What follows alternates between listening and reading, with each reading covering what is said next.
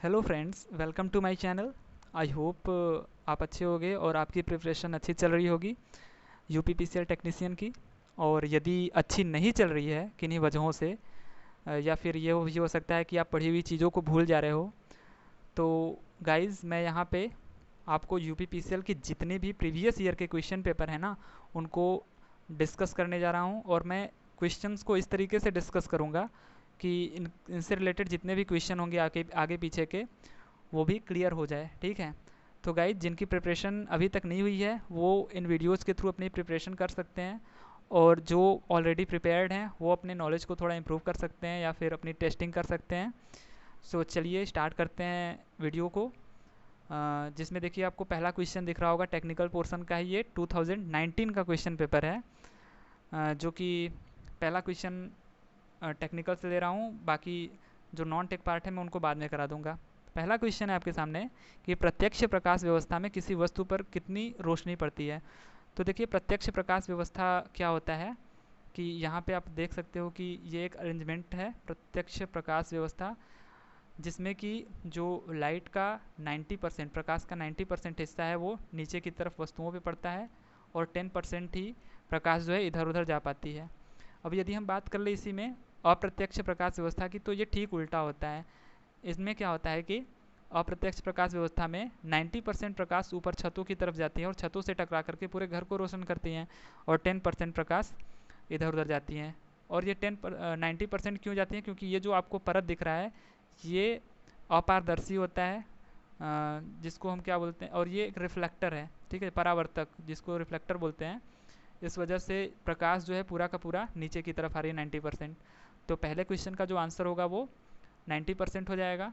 और ये देखिए तीन और टाइप थे इसके, एक अर्ध प्रत्यक्ष और एक अर्ध अप्रत्यक्ष, और जो पांचवा होता है वो जनरल टाइप का होता है, जो कि हम घरों में यूज करते हैं, जो गोलाकार होता है, और इसमें 100% लाइट, मतलब चारों तरफ एक समान मात्रा में ग्लो करती है। ठीक है, और अर्ध अप्रत्यक्ष प्रत्यक्ष का होता है कि यदि आप टेबल लैंप का एग्जाम्पल ले लें, जैसे यहाँ पे ये दिख रहा है, तो इनमें क्या होता है कि 60% लाइट जो होती है वो हमारा नीचे की तरफ जाती है, बाकी जो 40% लाइट है, या फिर 60 to 90% कह सकते हैं, जो बुक्स वगैरह में दिया गया है, और बाकी 10 to 40% लाइट जो है वो क्या होती है, इधर उधर जाती हैं 10 to 40%।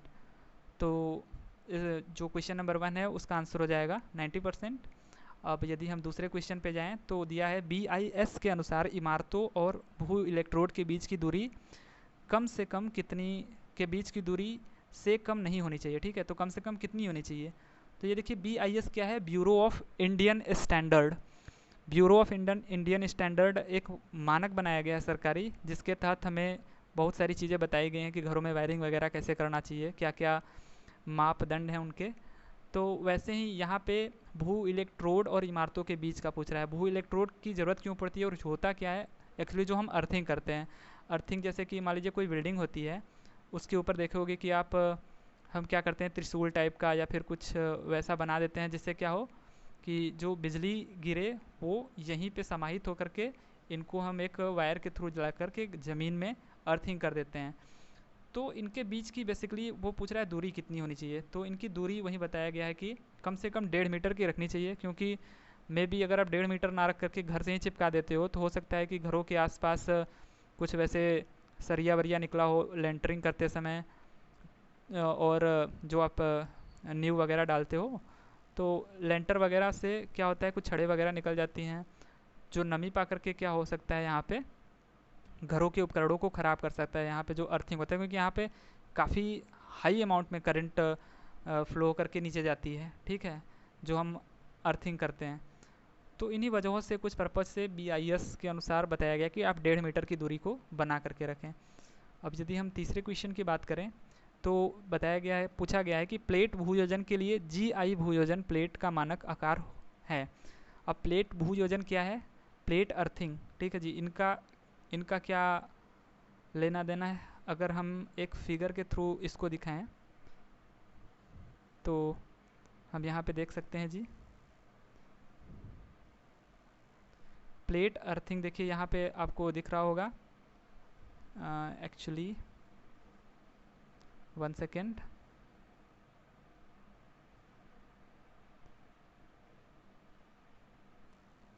ये जो प्लेट अर्थिंग है वो कैसे करते हैं, ये देखिए तांबे, कापर या फिर गैल्वेनाइज्ड आयरन। यहाँ पे जो गैल्वेनाइज्ड आयरन लिखा था GI, उसका मतलब गैल्वेनाइज्ड आयरन की आयरन।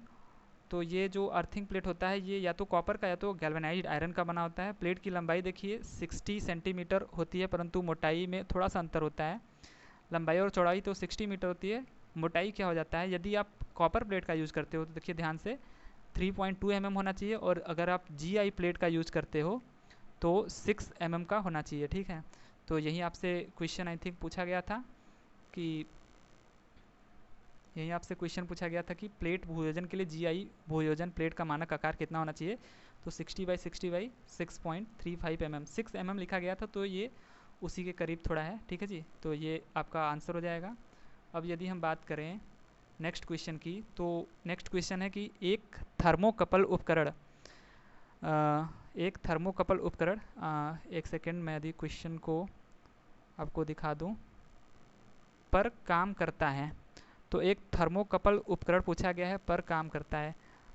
तो थर्मोकपल उपकरण देखिए क्या होता है, यहाँ से इस फिगर में यदि हम बात करें तो थर्मोकपल उपकरण देखिए, जब भी हम किसी दो डिसिमिलर मेटल्स को, दो अलग अलग मेटल्स के वायर को लेकर के उनको कनेक्ट कर दें, उनको एक जंक्शन बना दें, जैसे यहाँ पे और यहाँ पे आप देख रहे होंगे, और एक जंक्शन को हॉट और एक जंक्शन को कोल्ड रखें, तो इनके टेम्परेचर डिफरेंस की वजह से यहाँ पे क्या होता है, वोल्टेज जनरेट हो जाता है।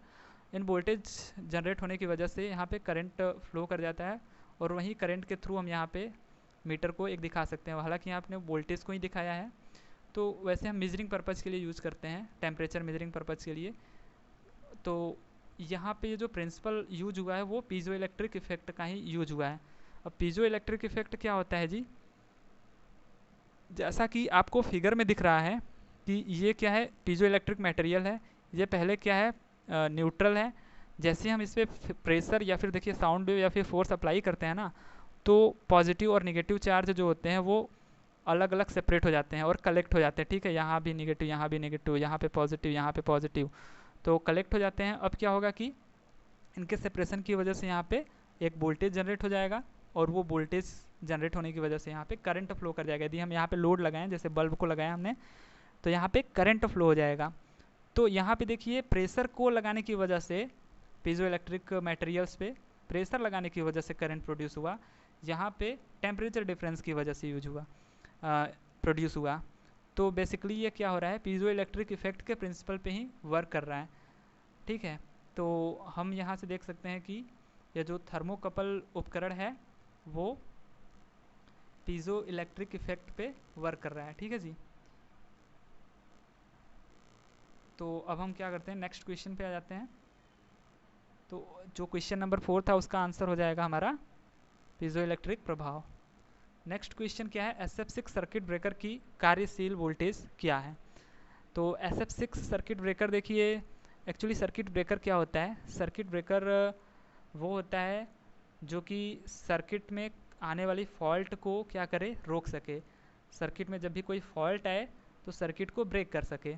तो यहाँ पे हम देख सकते हैं कि SF6 सर्किट ब्रेकर को मैंने दिखाने का प्रयास किया है, जिसमें आप देख सकते हो कि during the separation of contacts due to large fault current and high current density the contact region the surrounding medium ionizes and thus a conducting medium is formed, this is called arc.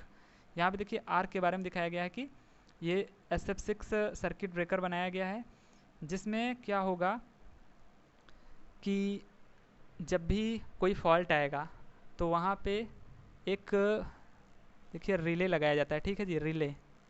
अब ये relay क्या करेगा, relay एक sensing device होती है जो कि fault को सेंस करेगा और फिर वो सूचना देगा सर्किट ब्रेकर को कि भैया फॉल्ट हो चुका है, आप क्या करो, सेपरेट हो जाओ।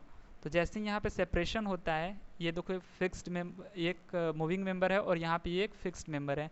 जैसे ही इनके बीच क्या होगा, सेपरेशन होगा, तो आप देखे होगे कि दो वायर को जैसे ही हम छुड़ाते हैं कहीं पे, अगर यदि लगे होते हैं तो एक वहाँ पे क्या होता है, चिंगारी सी निकलती है। तो वहाँ पे तो केवल चिंगारी निकलती है। अब यहाँ पे हाई वोल्टेज है, जैसे ही हम इसको सेपरेट करेंगे तो यहाँ पे आग जैसा लग जाएगा, आर्क प्रोड्यूस होगा।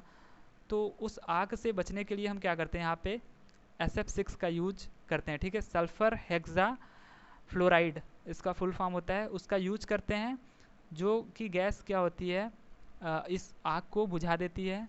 इसके जगह पे हम लोग क्या यूज कर सकते थे, वैक्यूम भी यूज कर सकते थे, और एयर ब्लास्ट सर्किट ब्रेकर भी यूज़ कर सकते थे, एयर का भी, ऑयल सर्किट ब्रेकर का भी यूज़ कर सकते थे, ऑयल भी यूज़ किया जाता है, तो काफ़ी सारे सर्किट ब्रेकर का यूज़ कर सकते थे। तो बेसिकली यहाँ पे हमने SF6 सर्किट ब्रेकर को देखा कि SF6 सर्किट ब्रेकर कैसे यहाँ पे यूज कर सकते थे हम।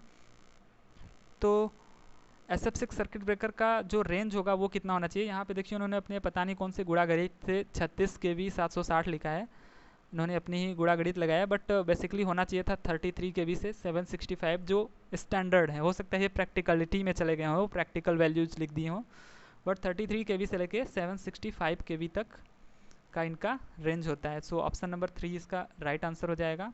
ये थोड़ा हाई वोल्टेज के लिए यूज किया जाता है। अब यदि हम अपने नेक्स्ट क्वेश्चन पे चले जाएं तो AC सर्किट में पूर्ण प्रतिरोध को कहा जाता है। तो ये तो बच्चों वाला क्वेश्चन हो गया, आप सबको पता होगा कि AC सर्किट में जो पूर्ण प्रतिरोध होता है उसको हम प्रतिबाधा कहते हैं, ये तो मजाक हो गया जी।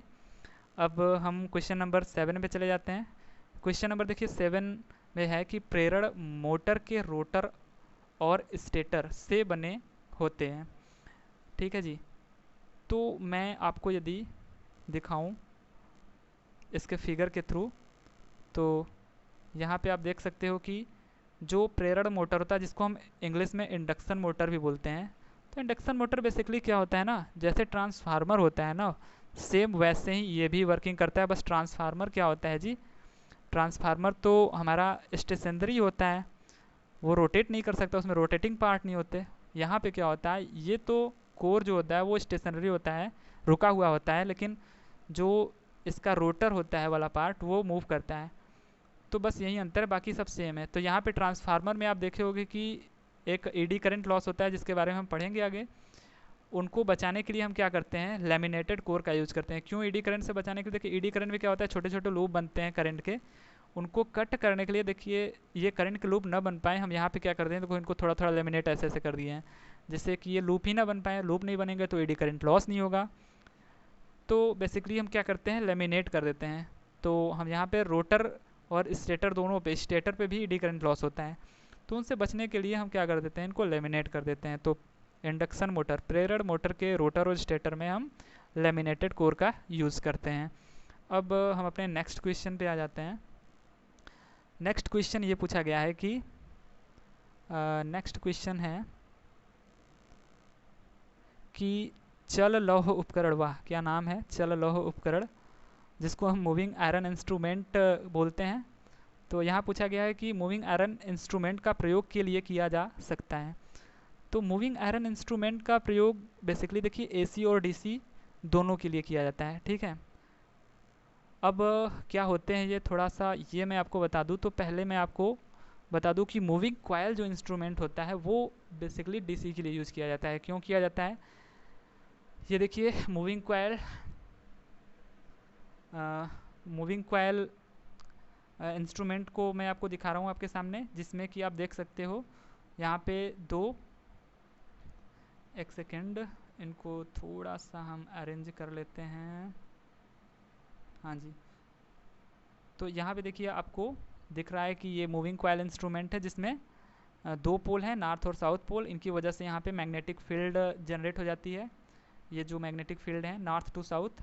अब यदि हम क्या करें, और ये मैग्नेटिक फील्ड कैसे जनरेट होंगी, यदि आप यहाँ पे आयरन भी रखते हो, इसके ऊपर आप वायरिंग क्या कर देते हो, इनको बेसिकली DC करंट देते हो, तो भी ये मैग्नेट के जैसा वर्क करने लगते हैं। लेकिन ये पहले से ही परमानेंट मैग्नेट है, ठीक है, परमानेंट हमने इसको बना के रख दिया है। इसकी वजह से यहाँ पे नॉर्थ और south pole, north to south field produce हो जा रहा है। अब उस फील्ड की वजह से क्या होगा कि जैसे ही हम क्या करते हैं, इन फील्ड की वजह से यहाँ पे ये आप देख रहे हो कि एक कॉइल लगा गया है जो कि रोटेट करने वाला है, ठीक है, इसलिए हम उसको मूविंग कॉइल बोलते हैं।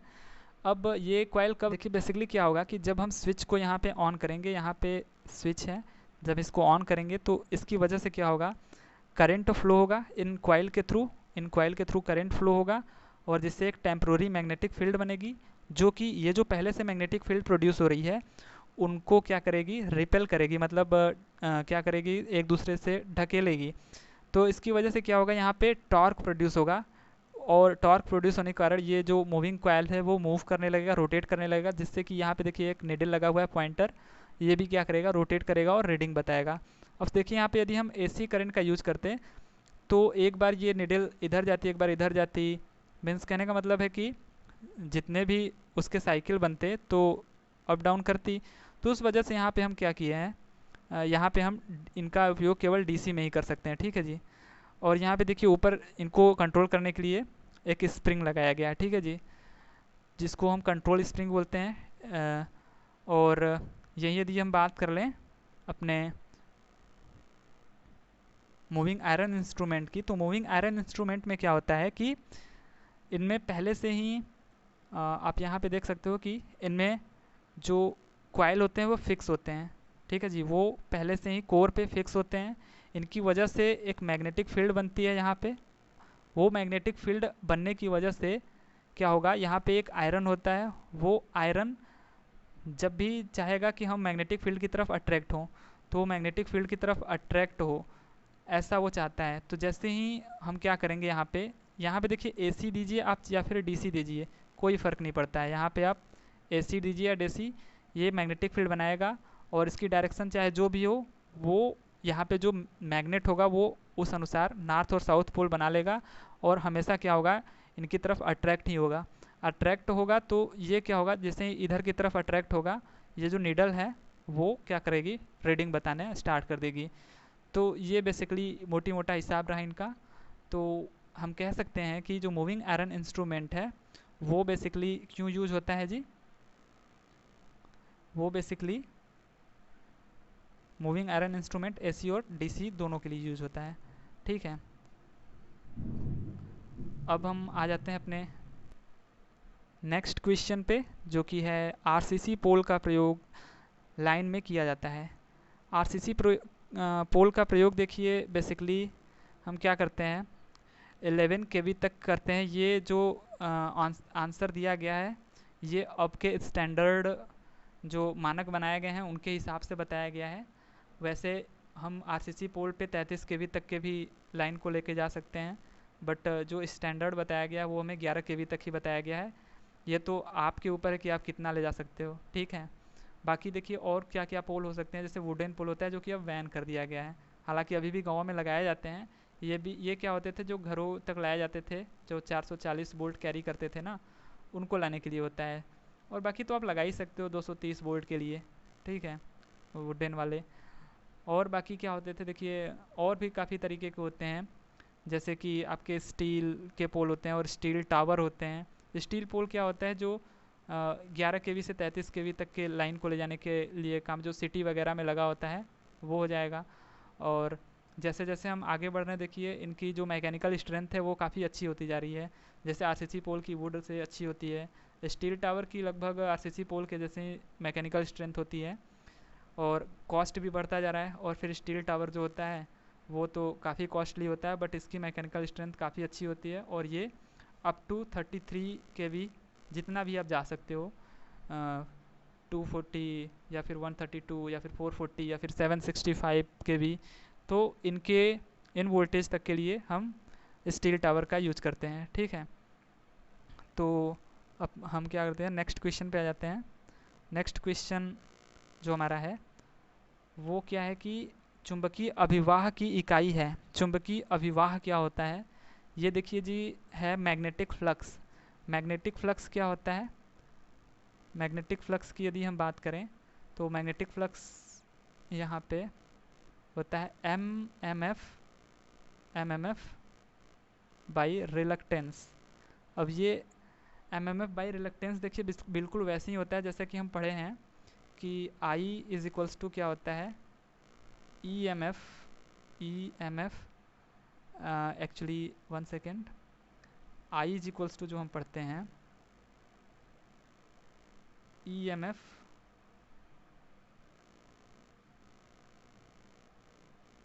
अपान रजिस्टेंस। तो वैसे ही यहाँ पे क्या होता है, फ्लक्स होता है वो M M F upon reluctance होता है, ठीक है जी। तो इसका जो मात्रक होता है वो क्या होता है, वेबर होता है। तो ये हमारे 10 क्वेश्चन रहे हैं, ठीक है जी। अब हम नेक्स्ट क्वेश्चन पे आ जाते हैं।